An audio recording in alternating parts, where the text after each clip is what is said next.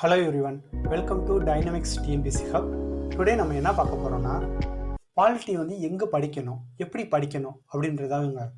TNPSC இதில் பார்த்தீங்கன்னா 2019, 22, 24 கேட்கப்பட்ட கொஷினோட அடிப்படையில் வச்சு நம்ம டெக்ஸ்ட் புக்கில் எங்கே படிக்கணும், எத்தனை கொஷின்ஸ் படிக்கணுன்றத நம்ம தெளிவாக தெரிஞ்சுக்கிற போகிறோம். இப்போ பார்த்தீங்கன்னா இது ஒரு பாலிட்டியோட ப்ளூ பிரிண்ட் மாதிரிங்க. நீங்கள் பாலிட்டி 6th to 12th எல்லா புக்கும் வச்சுருப்பீங்க. அதில் எந்த யூனிட்டை மெயின் ஃபோக்கஸ் பண்ணி படிக்கணுன்றது தான் நம்ம பார்க்க போகிறோம். வாங்க வீடியோக்குள்ளே போகலாம். மறக்காமல் சப்ஸ்கிரைப் பண்ணுங்கள். தேங்க்யூ. இப்போ ஃபஸ்ட்டு பார்த்தீங்கன்னா 10ஆம் வகுப்பு புத்தகத்தில் பார்த்தீங்கன்னா இந்திய அரசியலமைப்பு அப்படின்ற ஒரே ஒரு யூனிட்டில் 2024 5 கொஷின் கேட்டிருக்காங்க. மத்திய அரசில் பார்த்தீங்கன்னா ஒரு கொஷின், மாநில அரசில் ஒரு கொஷின், ஆக மொத்தம் பார்த்தீங்கன்னா 2024 10ஆம் வகுப்புல மட்டும் 7 கொஷின் கேட்டிருக்காங்க. இதே மாதிரி பார்த்தீங்கன்னா 2022 8 கொஷின் கேட்டிருக்காங்க. 2019 7 கொஷின் கேட்டிருக்காங்க.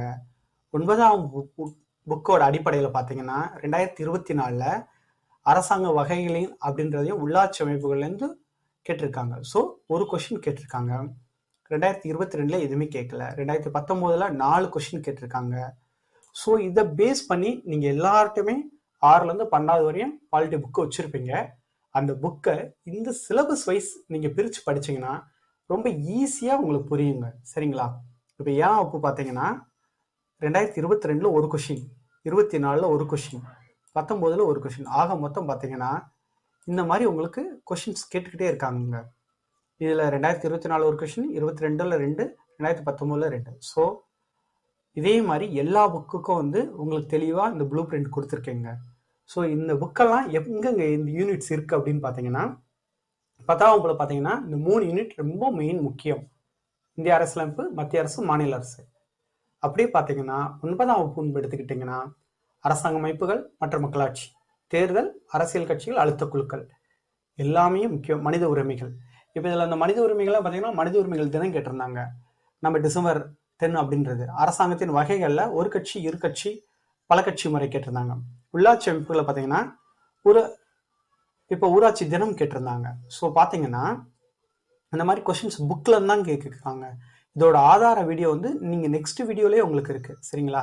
அதுக்கப்புறம் 8ஆம் வகுப்புல பார்த்தீங்கன்னா மாநில அரசு எவ்வாறு செயல்படுகிறது, அப்புறம் குடியுரிமை, இப்போ வெளிவாழ் இந்தியர் தினம் கேட்டாங்க, ஜனவரி 9.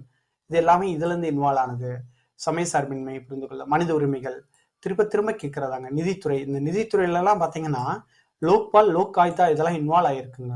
இப்போ கூட கேட்ட கொஸ்டின் என்னன்னா ஹைகோர்ட் மற்றும் சுப்ரீம் கோர்ட்டோட ஆர்டிக்கல் அப்படின்னு எடுத்துக்கிட்டிங்கன்னா 32-226 அது டைரெக்டாக எடுத்தது இந்த யூனிட்ல இருந்தாங்க. வாங்க நம்ம நெக்ஸ்ட் பார்க்கலாம். இந்த மாதிரி 7ஆம் வகுப்பு பார்த்தீங்கன்னா சமத்துவம், அரசியல் கட்சிகள் அப்படின்றதுல இதில் சமத்துவத்தில் தான் நமக்கு இந்த கொஸ்டின் கேட்டாங்க. அந்த வாக்களிக்கும் உரிமை இருக்கா அப்படின்ற மாதிரி ஒரு கேள்வி கேட்டாங்க. அப்புறம் அரசியல் கட்சிகள் எல்லாத்துலேயுமே கேட்குறாங்க. இதே மாதிரி பெண்கள் மேம்பாடு, இதில் சட்டங்கள்லாம் அதிகமாக இருக்குது. இப்போ பார்த்தீங்கன்னா வன்கொடுமை தடுப்பு சட்டம்ன்றது 2005, பெண் குழந்தைகள் சர்வதேச பெண்கள் ஆண்டுன்றது 1938, குழந்தைகள் ஆண்டு 1939 அப்படின்றது. இப்போ சந்தை மற்றும் நுகர்வோர் பாதுகாப்பில் பார்த்தீங்கன்னா இப்போ கூட ரீசெண்டாக கேட்டிருக்குது. 2019 கேட்டிருக்காங்க, 24 கேட்டிருக்காங்க. நுகர்வோர் பாதுகாப்பு சட்டம்ன்றது நுகர்வோரின் மகா சாசனம், அது 1986 இயற்றப்பட்டது. இந்த மாதிரி பாலிட்டிக்கு நீங்கள் படிக்க வேண்டியது இதுதாங்க மெயின். இது ஒரு ப்ளூ பிரிண்ட் மாதிரி. இதை நீங்கள் படித்தாலே ஆட்டோமேட்டிக்காக கிளியர் பண்ணிடலாம். பாலிட்டி இப்போ இதுலேயே நம்ம நார்மல் கவுண்ட் பண்ணுவோமே உங்களுக்கு. இங்கே பாருங்களேன். இப்போ 6ஆம் வகுப்புல பார்த்தீங்கன்னா 6ஆம் வகுப்புல பார்த்தீங்கன்னா கொஷின் கேட்டிருக்காங்க. இந்த யூனிட்ஸில் எல்லாமே ஒவ்வொரு கொஷின் கேட்டிருக்காங்க. தெரியுதுங்களா? மொத்தம் 2024 2. அதுக்கப்புறம் பாருங்கள் 12th எல்லாரும் 12th போய் படிக்கிறீங்க. ஆனால் மெயினே 10th தாங்க. 12th 2 யூனிட் தான். இந்திய அரசியலமைப்பு, இந்தியாவில் கூட்டாட்சி. அதுவுமே மெயினாக பார்த்தீங்கன்னா இப்போ ஆந்திரா முதல் மாநிலம் உருவாச்சு. அது பொட்டி ஸ்ரீமால் உண்ணாவிரதம் இறந்தார்.